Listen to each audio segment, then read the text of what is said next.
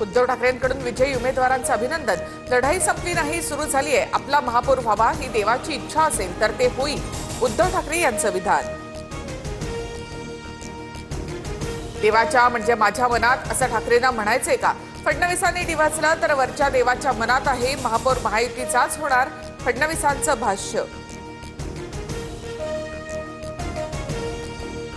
मनसेला अपेक्षित यश न मिळाल्याचं दुःख अचाट। धनशक्ती सत्तेची शक्ती विरुद्ध शिवशक्तीची लढाई होती। निवडून आलेले नगरसेवक सत्ताधाऱ्यांना पुरून उरतील, राज ठाकरे यांची फेसबुक पोस्ट।